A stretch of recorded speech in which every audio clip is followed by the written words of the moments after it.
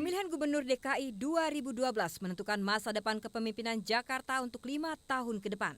Tapi sayangnya, hal tersebut tidak seutuhnya didukung oleh warga Jakarta. Sebagian warga Jakarta memilih golput dan meninggalkan Jakarta di hari pemilihan Gubernur 2012. Hasil penghitungan cepat Indobarometer dari sekitar 6.962.000 suara, persentase pemilih yang tidak menggunakan hak suara atau golongan putih mencapai 37,05%. Artinya, lebih dari 2.600.000 warga Jakarta tidak menggunakan hak pilihnya atau tidak datang ke TPS. Jumlah ini melebihi perolehan suara yang diraih calon gubernur DKI Fauzi Bowo Nahrawi yang berada di posisi kedua dalam perolehan suara 33,77%. Dari hasil penghitungan cepat diketahui, partisipasi pemilih pada pemilihan gubernur DKI Jakarta hanya 62,95%, yang terdiri dari 61,14% suara sah dan suara rusak atau tidak sah sebanyak 1,8%. Jumlah golput terbesar di berbagai usia. Jakarta Selatan menempati peringkat teratas golput. Bahkan di TPS 003 Setiabudi lebih dari 329 warga tidak memberikan hak suaranya alias golput. Angka ini melebihi jumlah warga yang memberikan suara di TPS 03 hanya 246 suara. Akibatnya jumlah golput Pilkada DKI Jakarta tahun 2012 naik sekitar 2,6%. Jika dibandingkan Pilkada DKI Jakarta tahun 2007, golput sebesar 34,59%. Calon independen yang seharusnya dapat menjadikan pilihan alternatif bagi golput, ternyata sebagian besar warga lebih memilih golput. Sebagian warga Jakarta lebih memilih untuk berlibur keluar kota seperti Bandung dan Puncak daripada memberikan hak suara mereka untuk menentukan Gubernur DKI Jakarta mendatang. Tim Liputan Metro TV.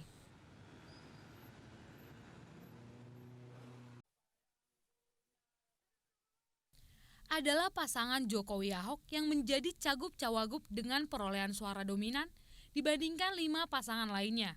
Pasangan cagup-cawagup ini diusung oleh Partai PDIP dan Partai Gerindra. Urutan kedua ditempati oleh pasangan Fokenara yang diusung 8 partai politik yang dimotori Partai Demokrat.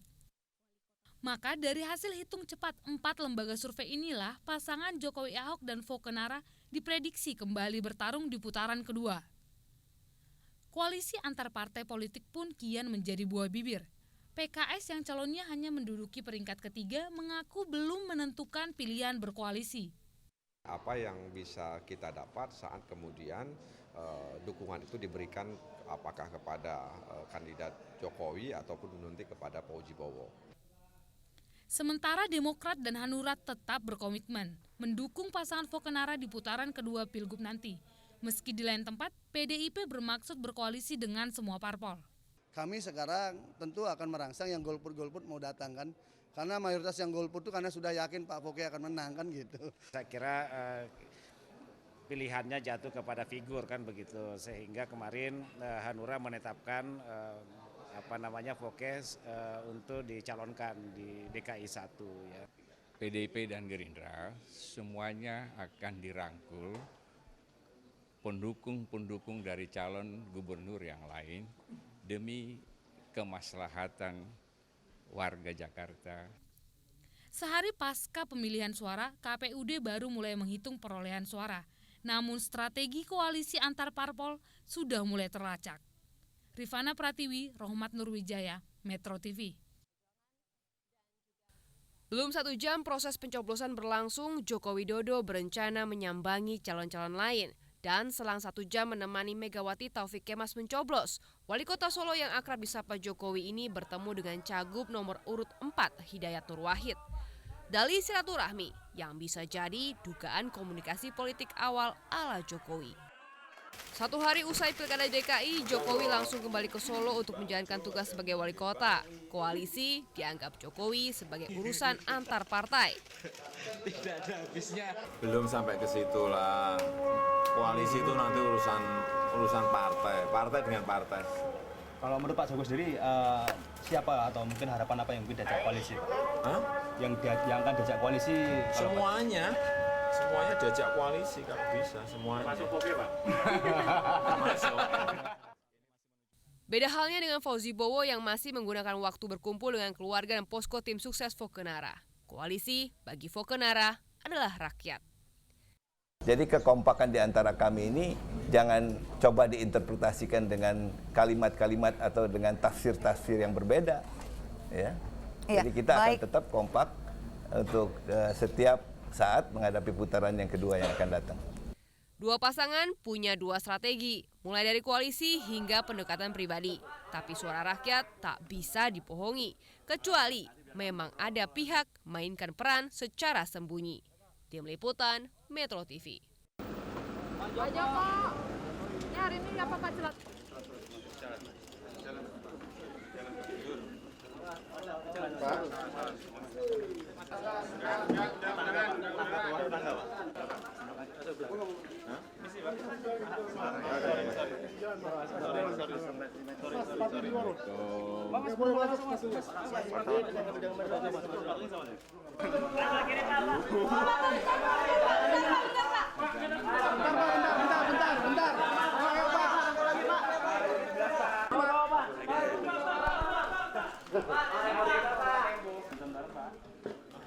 Nanti biar kami ngobrol nyaman, nanti masuk lagi.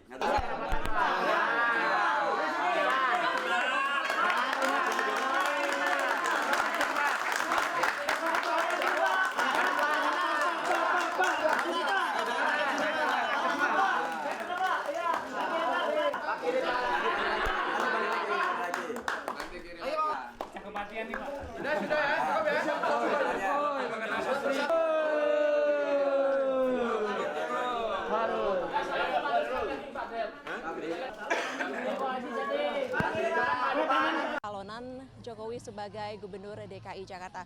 Seperti yang kita ketahui, Jokowi sendiri memang didukung oleh dua partai politik, yaitu PDI Perjuangan dan juga Gerindra. Tadi sempat rekan kami sewaktu Jokowi tiba di lokasi di kediaman Megawati Soekarno Putri di Kebagusan ini sempat menanyakan apakah ia cukup yakin kalau misalnya pemilu kada pada kali ini akan berjalan satu putaran dan ia bisa memenangkannya. Secara singkat Jokowi mengatakan ia yakin, tapi nanti keputusannya kita lihat saja bagaimana jalannya proses pemilu kada ini.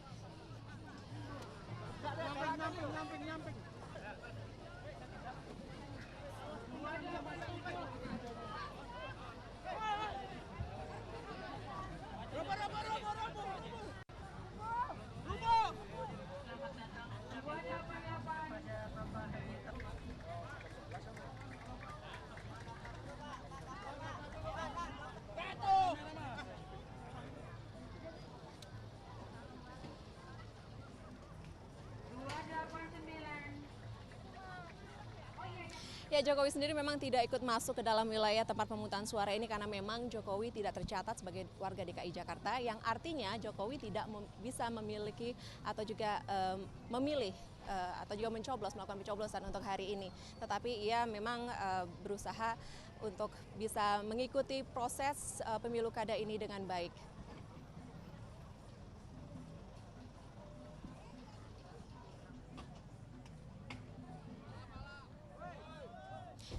Dan menurut rencana setelah melakukan pencoblosan di sini, nanti Jokowi juga akan bergabung bersama dengan rekan-rekannya lain sekitar pukul 1 siang nanti untuk memonitor dan juga menghadiri perhitungan dari hasil pemilu kada. Mereka akan bergabung di Sekretariat Pemenangan Jokowi Ahok yang berada di Jalan Borobudur, Jakarta Pusat.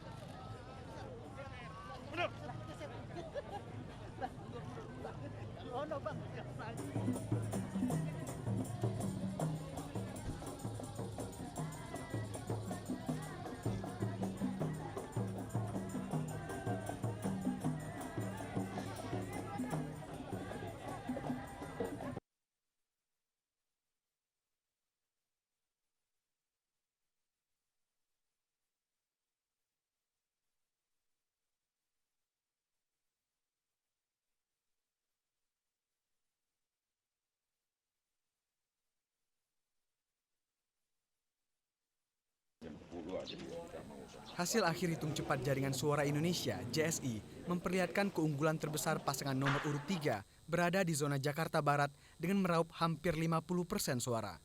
Tidak hanya itu, di 4 wilayah lain ibu kota, pasangan Jokowi Ahok tetap memimpin meski dengan perolehan suara lebih rendah dengan rata-rata 40%. Tempat kedua diraih pasangan Fokenara yang memperoleh dukungan rata-rata 35%. Sementara itu, hasil penghitungan cepat Lingkaran Survei Indonesia (LSI), keunggulan suara terbesar untuk Jokowi Ahok berada di wilayah gabungan Jakarta Utara dan Kepulauan Seribu dengan raupan sekitar 47% suara. Pasangan nomor urut 3 ini juga mendominasi suara di wilayah lain. Serupa dengan hasil survei JSI, Lingkaran Survei Indonesia juga melansir perolehan suara Fokenara hanya berkisar di angka 31 hingga 36%. PDI Perjuangan sebagai salah satu partai pengusung Jokowi Ahok mengklaim keunggulan suara dari hasil hitung cepat ini mirip dengan pemilu presiden 2004 lalu yang ketika itu memenangkan wajah baru SBY JK. Membalikan segala peta yang ada terjadi di survei, semuanya kalah. Itu seperti persis tahun 99, semuanya nggak nyangka Mbak Mega menang, Pan. Nggak punya apa-apa. Tahun 2004 tahun ini nggak nyangka apa-apa, Pan. Sampai SBY nggak punya apa-apa juga. Nah sekarang juga terjadi lagi di Jakarta, bahwa arus bawah itu tidak bisa ditahan oleh siapapun. Namun, keunggulan Jokowi Ahok ini barulah hasil 2 lembaga survei. Hasil pemungutan suara pemilu kada yang resmi baru akan diumumkan KPU DKI Jakarta 20 Juli mendatang. Tim Liputan Metro TV.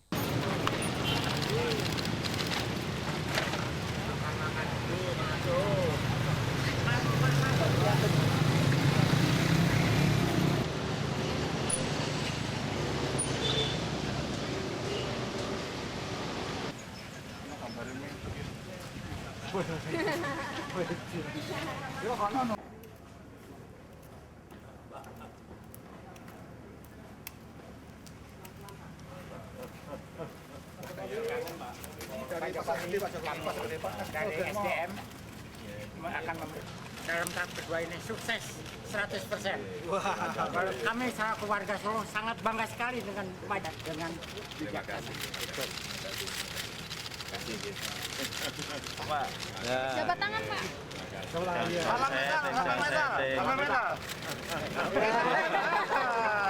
Salam Metalnya ya. Selalu Jokowi, kita tahan tangan, Pak.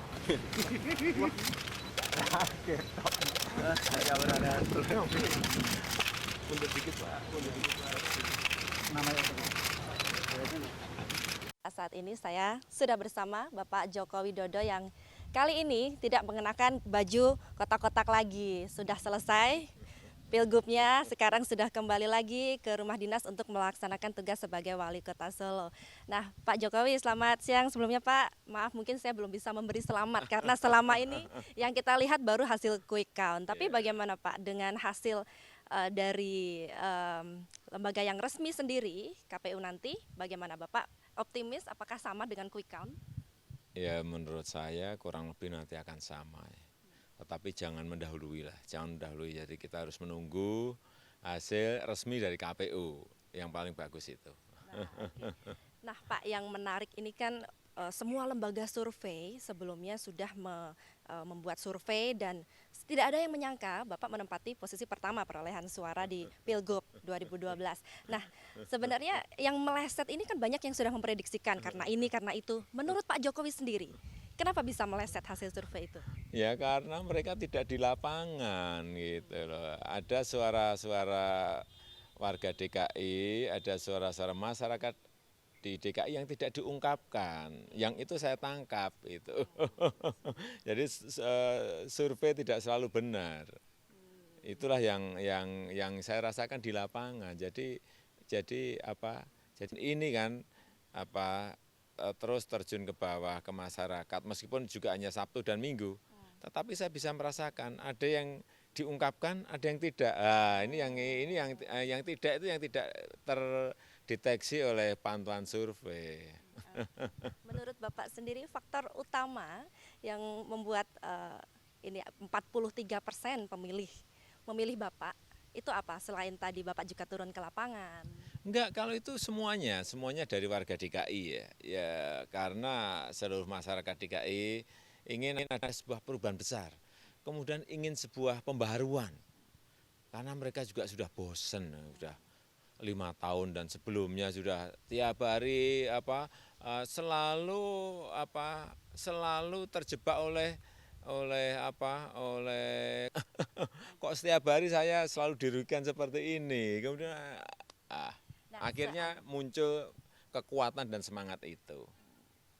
Sudah ada rencana Pak untuk pemenangan di putaran kedua atau mungkin sudah ada rencana untuk berkolaborasi Ya adalah kita ini biasa saja, mengalir saja. Jadi koalisi dengan masyarakat DKI, koalisi dengan rakyat DKI yang paling baik itu.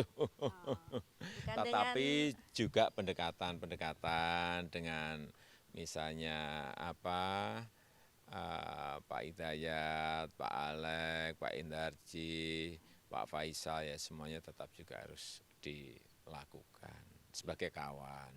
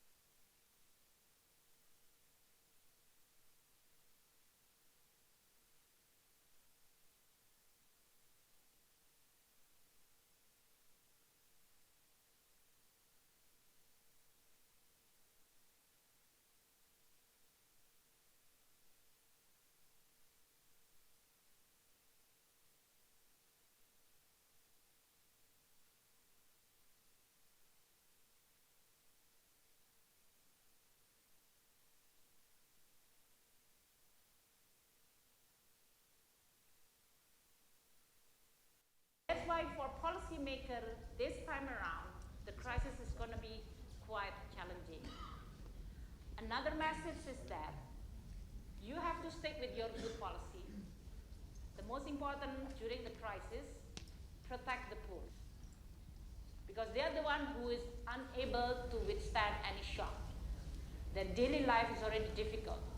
So for any government, even if your resource is limited, you still have to really focus on how to protect the